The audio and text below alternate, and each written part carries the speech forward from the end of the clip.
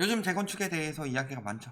똘똘한 채 이야기도 많이 나오고, 강남은 올라간다 이야기하다가 강남 떨어지는 거 많이 나오니까 그래도 재건축은 올라간다, 이런 식으로 이야기를 많이 하고 있죠. 그래서 재건축 상황 봅시다. 비트코인 뺨친데요.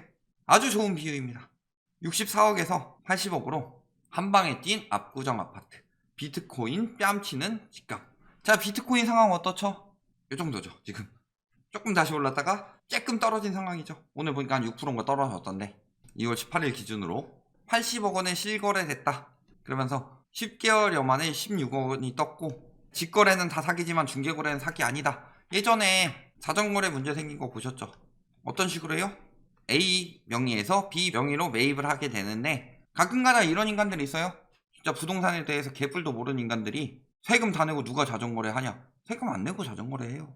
매입해놓고서 잔금 치르고 등기까지 해야지 B 입장에선 취득세, A 입장에서는 양도세를 내는 거죠. 그런데 매입해놓고서 계약금만 내고, 계약금을 냈을지 안 냈을지 몰라요. 자전거래 같은 경우는 계약금만 낸 걸로 치고서 잔금 일자를 엄청나게 밀어놓고, 예를 들어 잔금 일자를 한 12개월 후 이렇게 잡았다. 그래서 12개월 후에 잔금을 내냐? 그렇지 않죠. 한 10개월 정도 지났을 때, 혹은 빠르면 한 7, 8개월 지났을 때 취소하고 C 명의로 넘기죠. 그러면서 가격을 2억 띄웠다가 여기 또 2억 띄우고, 이런 식으로 하는 게 자전거래죠. 물론 실거래가 100% 아니라는 증거가 나온 것도 아니지만, 그러니까 국토부에선 지금 중개거래나 직거래를 넣을 때가 아니라 등기된 건지 등기 안 된 건지를 넣어줘야 된다. 평당 3억이 넘는 가격이다. 요거 일본 부동산 버블보다 비싸죠. 물론 당연히 그때는 화폐 가치가 지금 같지는 않으니까 그 당시보다 지금이 화폐 가치가 오르고 소득 오르고 그러지 않았냐, 그런 부분에서 따져보더라도 일본 부동산 버블급은 된다. 현재랑 비교를 해보더라도. 왜? 10억으로 살 수 있는 집 세계적으로 비교한 적 있었죠. 평당 3억이 넘는 거라면은 3평 사는 거예요. 3평. 그렇게 따져보면 말이 되는 가격이에요. 저기야 그만큼의 메리트가 있어요. 그러면서 이렇게 뜬 이유는 뭐 때문이다? 언론에서 저렇게 신고가 찍는 건 절대 의심하지 않는다. 가격이 많이 떨어진 거, 예를 들어서 10억짜리가 한 달 만에 15억 찍었다가 다음 달에 11억까지 떨어졌어요. 보통 이렇다면은 이 15억짜리를 문제 삼게 되죠. 근데 언론에서는 항상 얘를 문제 삼죠. 4억이나 떨어진 이거는 특수거래일 것이다, 추정하죠. 왜? 사실은 이렇게 오르는 게 이상한 거고, 오히려 이것도 사실은 정상적이지 않은데 이게 오히려 얘에 비하면 정상적으로 보이는 상황임에도 불구하고 얘는 정가고 얘는 잘못된 거다, 이런 식으로 말하는 것처럼. 근데 왜 올랐대요? 여의도 압구정이 지금 기대감을 갖고 있다. 그래서 관심 지역이기 때문에. 왜? 오세훈 시장이 취임을 하고 나서 잠실 5단지가 재건축 정상화 1호 단지가 탄생했기 때문에 여기도 다 뜰 것이다. 오세훈표 재건축 정상화 첫 단추. 정상화예요. 재건축 정상화 시키려면은 연한 40년으로 늘리고 해야지 정상화가 이야기가 나오는 거지. 뭘 정상화예요? 비정상화지. 이 와중에도 집값 띄우려고 풀어주는 거고, 저게 어떻게 따져서 정상화예요? 30년 돼가지고 때려 부수고 짓는 나라가 세계 어디 있냐? 우리나라처럼 부동산에 미친 인간들이 부동산 집값 올리려고 건설 마피아들이랑 연합해가지고 정치권까지 들어와서 난리치고 있는 그런 나라니까 30년 만에 때려 부수지. 왜? 때려 부수면은 재건축 같은 경우는 공급 효과는 거의 없는 대신에 건설사가 짓는데 그 수주 금액은 많죠. 예를 들어서 500세대짜리 하나 짓는 거보다 건설사 입장에서 1200세대짜리 짓는 게 훨씬 더 돈이 되죠. 근데 이 1200세대는 1000세대를 때려 부수고 200세대 늘린 거예요. 재건축을 통해서. 분양도 잘 돼요. 재건축 단지를 추진하는 이유는 뭐겠어요? 분양 안 되는데 재건축해가지고 공실 남기면서 손해보면서 재건축하겠어요, 조합에서? 그럼 분양이 잘 될 만한 동네들이 재건축이 되죠. 그러니까 이 500세대짜리는 분양 위치도 좀 그렇고 공공공급이고 이런 데는 잘 될지 안 될지 모르겠지만 이런 지역들은 흥행이 잘 되는 지역들이 많죠. 특히 강남 이야기 하는 곳들. 집값 계속 오른다고 언론에서 알아서 띄워주겠죠. 관훈클럽들 거기 재건축 많이 샀으니까. 그런 식으로 해서 이런 데를 엄청나게 띄워주죠. 근데 막상 공급 효과는 거의 없고 버는 돈은 1200세대만 벌어가니까 건설사에서 재건축을 왜 풀라고 하겠어요? 지금도 이야기를 해요. 재건축 추진을 안 한대요, 이번 정부에서. 그래서 예시를 넣는 게 분양가 상한제, 그 다음에 재건축 초과이익 환수제, 그 다음에 안전진단. 요 세 가지를 들어서 이번 정부에서 공급 부족이 일어났다, 재건축을 추진 안 한다, 공급 부족을 만들어내고 있다. 그런데 엄밀하게 말해보면 어때요? 자, MB 정부랑 박근혜 정부랑 문재인 정부를 비교했을 때 서울 인허가가 어디가 제일 많았냐? 전문가란 작자들이 늘 이야기를 하죠. 서울에는 더 이상 신규 부지가 없어서 재건축 재개발을 통해서 공급을 확보해야 한다. 근데 서울 인허가는 언제 제일 많았다? 문정부 때. 왜 제일 많아요? 이때는 재건축이 40년이었고 이때는 40년에서 30년으로 넘어가는 중간 시기였고 언제 올렸어요? 2014년 9월에. 그리고 문정부에서는 이미 30년이 된 상황에서 들어왔어요. 당연히 재건축 할 게 많죠. 그러니까 너무 많으면 멸실이 너무 많이 나죠. 그러니까 규제를 하더라도 이렇게 추진이 되고 있는 거예요. 공급 부족 이야기를 하고 있는데 멸실을 통한 공급 부족이 나오지 않도록 규제를 어느 정도 강화를 한 거죠. 그럼에도 불구하고 여기보다 재건축이 훨씬 많이 추진되고 있어요. 그러니까 서울 인허가가 많이 늘어난 거죠. 근데 뭐가 정상화예요? 억제를 해가지고 재건축이 너무 많이 늘어나게 되면은 오히려 서울의 공급이 줄어드는데 당장은 뭐가 정상화예요? 정상화 시킬 거면 재건축 연한부터 다시 40년으로 만들어라. 40년도 적어요 사실. 근데 우리나라는 왜 40년 된 아파트 낡아서 막 못 쓰겠고 재건축해야 되고 왜 이 난리 치는 줄 알아요? 첫 번째는 재건축해야 되니까 일부러 낡아 보이게 하는 이유. 그리고 두 번째는 뭐예요? 건설사들이 대충 지어도 돈 되니까 대충 지어가지고 노후화가 빠른 이유. 그거밖에 더 있어요.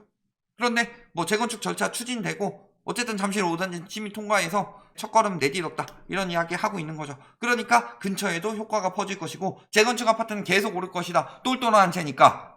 그러면서 대치은마도 재도전하고 있다. 대치은마가 가장 많이 이야기가 나오는 단지죠. 왜냐하면 세대수가 많고 입지가 좋다. 그래서 이 두 가지를 가지고 항상 이야기를 할 때 은마 아파트를 가지고 비교를 많이 하죠.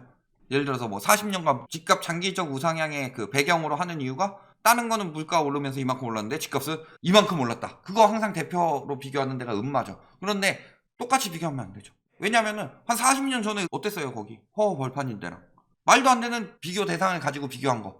전체 아파트도 아니고 그 다음에 또 한 가지는 뭐예요? 집값 거품이 잔뜩 낀 상황에서 비교하는 거. 그럴 때 비교해서 장기적 우상향 이야기하고 있는데 잘못된 거죠. 은마도 재도전을 하고 있다. 근데 계획 안에 보면은 임대주택 면적을 늘리는 조치, 기부 체납해라. 뭐가 달라졌어요? 공공재건축이랑 그냥 조금 덜 내는 정도지. 강남에 임대주택 들어오면 안 된다면서요. 근데 왜 추진해요? 재도전하고? 그러면서도 공공주도는 1년째 답보, 공공주도는 절대 안 된다. 왜 이거는 답보 돌고 있어요? 민간은 무조건 되고 공공은 무조건 안 되고. 근데 요거 추진 안 됐음에도 불구하고 어떻게 된 거예요? 이사대책 후보지 60% 발굴됐다고 하죠. 추진이 엄청 빨라요. 1년 만에 이만큼 됐다는 거 엄청 빠르다는 건데 요걸 가지고 아직도 요거밖에 안 됐다라고 하고 있는데 요런 것도 지금 국회에서 통과 못 시키고 있죠. 하지만 추진 잘 되고 있는 거죠. 그리고 이게 답보하는 이유가 뭐예요? 서울시장 바뀌어가지고 이렇게 잘 추진해주고 있어 혜택을 많이 주는데 이런 걸 하겠냐. 그러니까 당연히 집값 잡는 정책들이 많이 막힌 거예요. 이거는 뭐 야당 잘못이다 이렇게 말하기도 힘든 게 그 와중에 여당에서 똑같은 소리 하고 있었으니까 서울시장 후보라고 나온 작자가 상대가 되겠냐. 기득권들 편들어주는 건데 제초원 면제에도 후보지 한 곳뿐이다 이야기하면서 뭐라 그래요? 제초원은 폭탄이다. 뭐 어쩌라는 거야 도대체. 그러면은 저렇게 지금 오세훈표 재건축 추진되는 것들은 제초원 폭탄 맞겠다는 거죠. 억대 부담금이고 폭탄이라고 해요. 근데 문제는 지금 어때요? 자, 재건축을 지금 띄우고 있는 이유는 재건축이 추진되는 호재가 있기 때문이라고 하죠. 근데 이 호재에 대해서 너무 말도 안 되는 이야기들이 나오고 있다. 왜냐면 재건축 호재가 된다는 것은 재건축이 추진돼서 신축이 나온다는 거죠. 그렇다면 신축으로 지어졌을 때 신축이 되고 나서는 이제 더 이상의 호재가 없죠. 그런데 지금 신축 가격이 어떠냐? 신축 가격 떨어지고 있죠. 오히려 준신축이나 구축보다 신축 가격이 더 빨리 떨어지고 있습니다. 근데 80억 주고 재건축 사가지고 신축 받고 부담금 내고 그랬을 때 그 신축 가격 이익 보는 거랑 했을 때 재초원까지 내고 나면은 이익일 것 같아요? 말이 안 되는 가격인데 저런 가격 올바르게 오르고 있는 것처럼 신고가 찍었다. 지금 재건축은 똘똘한 채다. 이런 식으로 부도를 하는 게 말이 되냐? 왜 재건축에 대해서 이렇게 부담금 나오면은 분담금 폭탄이라니 추정액 이런 것만 추정액 하지 말고 만약에 추진됐을 경우 얼마에 나오느냐 지금 가격이 유지될 경우 그래서 얼마나 부담이 되느냐 그래서 재건축을 사면 안 된다 이런 이야기 왜 안 하냐. 금리가 올라가고 있어요. 금리가 올라가고 있다는 건 예금금리 대출금리 동시에 올라간다는 얘기죠. 근데 재건축 같은 경우는 어떻게 사요? 보통 재건축 거기 가서 살진 않죠. 후지니까 부자들이 왜 거기서 살아. 집 가지고 투기 대상으로 본 거지. 그러면 전세 플러스 내 돈 플러스 그래도 전세가율이 매우 낮죠. 거의 한 20-30%밖에 안 되니까. 그러면은 이 중에서 40% 대출 받아도 상관없죠. 물론 지금은 대출 안 나오죠. 근데 12, 16 나오기 전까지만 해도 대출까지 꼈었죠. 근데 대출은 지금 안 나오니까 뺀다고 해봅시다. 그랬을 때 전세금에다 플러스 내 돈인데 대부분이 내 돈이죠. 15억짜리 재건축이라고 합시다. 전세 얼마나 할까요? 한 30% 잡아봅시다. 얼마예요? 3억 6천. 4억 나온다고 합시다. 그럼 11억 자기 돈 들어가요. 그때 금리 올라가죠. 21억 예금만 해놔도. 물론 저금리 때는 어쩔 수 없지만 지금은 이번 정부 시기로 시중금리가 가장 높은 시기이고 앞으로 계속 올라갈 수밖에 없죠. 그런데 가지고 있으면 세금만 나가죠. 추진 언제 돼요? 저기 추진 이미 되는 단지들은 너무 비싸고, 그 다음에 그 오세훈 시장 뭐라고 그랬어요? 오세훈 시표 해가지고 재건축 가격 뜬다는 이야기만 하지 말고 조합 설립 시점부터 그 이후에 매입한 경우는 현금 청산 대상이라고 했죠. 매입할 이유가 없죠. 현금 청산 뭐 이야기 나오는 거 보면 박살 났다고 하잖아요. 그럼 뭐예요? 집값은 무슨 정부가 올려요? 니들이 올렸지. 싸게 분양해봐요. 재건축 분담금 폭탄이 나올 수가 있나? 싸게 분양을 안 하고 욕심 부리니까 나온 거지.